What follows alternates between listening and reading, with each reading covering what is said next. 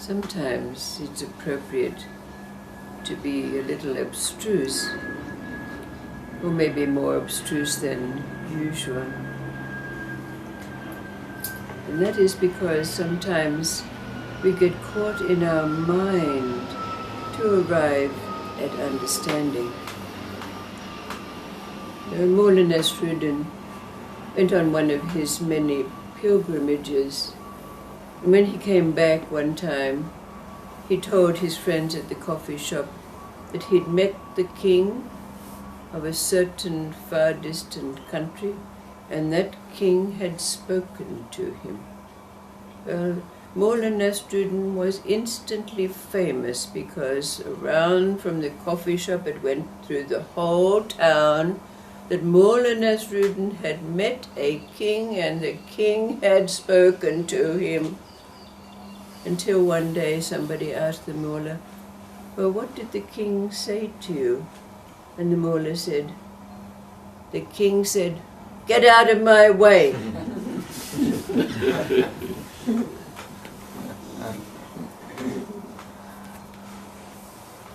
There's a story about a blonde-haired, blue-eyed man from the West who, in his wanderings around the world, found himself in a far distant country by the name of Hyderabad. Now, Hyderabad, translated, means danger of death.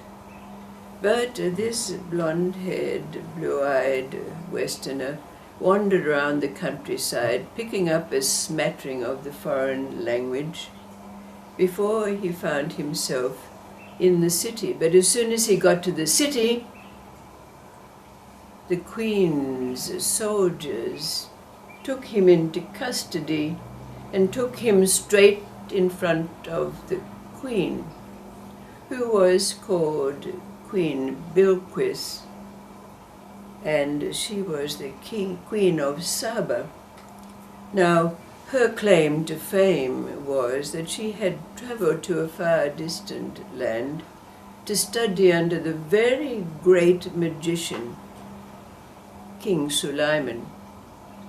She came back with much power and much magic knowledge and wisdom. But, so it goes on, this blonde-haired, blue-eyed man was brought in and thrown at the feet of the Queen. And the soldiers said, "Queen, we wanted you to see this pale, thin creature before we beheaded him or threw him to the lions." But being a woman and a queen, she couldn't resist his big blue eyes. And she decided, no, don't take him away. And she got him into conversation, asked him where he'd come from and what he was doing. And with his smattering of the foreign language, he was able to express what it was. He found himself in this kingdom. And the Queen asked him, "Well, why are you here?" And being of some quick intelligence, the man said, "Well, I heard about that there was a great queen here and that she was very beautiful, and I see that everyone is quite right." But of course, Queen Bilquis was taken with this, and she decided that she was going to befriend him, and she said, we will spend some time together walking in the garden, and you can learn about our ways, and I can learn about yours. So a friendship developed between them, and the Queen would ask the man, well, I believe that you in your land have a book just like we have. And he confirmed that this was so. Yes, we have a famous book that we follow.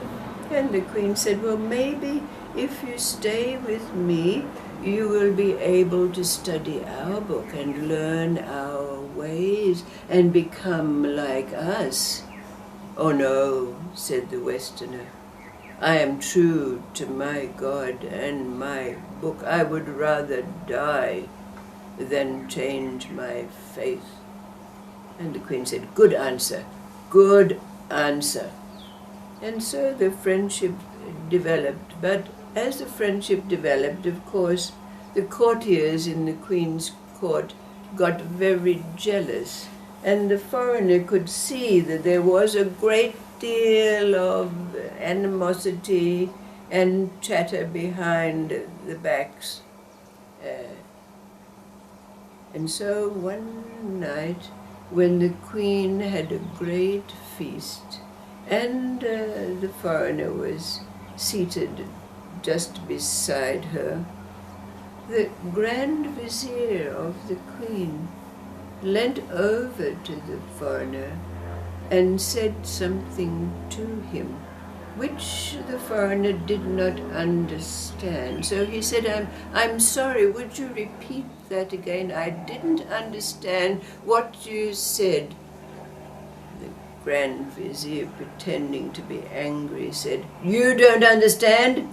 You don't understand? I said something very important. And then the Grand Vizier turned to the Queen and said, this stupid fellow, he just insulted you. He should be thrown into the dungeons. So at that moment, for some reason, the Queen herself got very angry and said, yes, take him to the dungeons. But then she had an afterthought as he was being taken. Wait, she said, just wait. I'm going to ask you a very important riddle. And if you can answer the riddle, I'll set you free. But you have to go to the dungeons and think about it overnight. And the foreigner said, please tell me, what is the question? So the Queen of Saba said, the question is, where is the center of the universe? What is the most important place? Then he was hauled off to the dungeons. But when he came and he was right down in the bowels of the earth and thrown into this dark, dank place, and he thought, this is it, I'm done for. I should never have come to this foreign place. And he found himself kneeling on the ground, beating his fists on the stone that was under his feet. And for some reason, in that abject state of recognition that his fate was sealed, he was a dead man. Even though, like the people of the faith that he now found himself in, he didn't have a prayer carpet underneath him, he found himself with his forehead on the ground, on the stone. And to his very great surprise, suddenly, instead of being in this dark, dank place, the dungeon was flooded with light. And it seemed like a voice. Was it coming from the stone? Was it coming from him? He didn't know, but he listened. And the voice told him what it was that was the answer to this riddle. So the next morning, when the guards came, they washed him and put fresh clothes on him and took him to be in the presence of the Queen. And she said, well, did you solve the riddle? And bowing in front of her, he said, yes, great Queen. The answer to the riddle is that the center of the universe is where you stand, at your feet. The queen was greatly pleased by this answer, and she said, "You may go free. I will give you my finest and best camel to take you to the edge of this kingdom, the kingdom called Danger of Death, where you can enter your own land."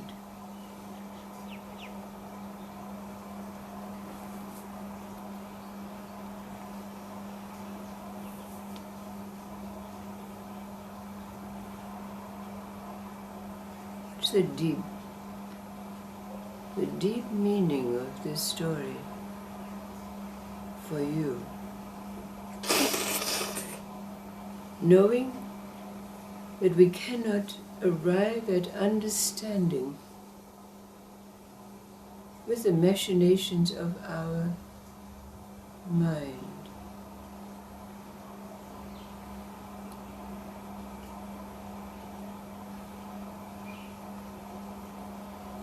Knowing that the answers come to all riddles, all questions, from other than what is called the mind.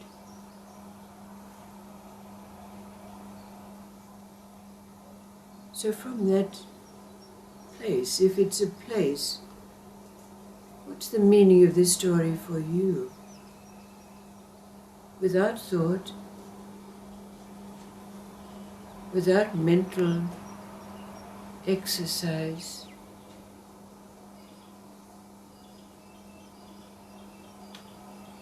what's its deep meaning?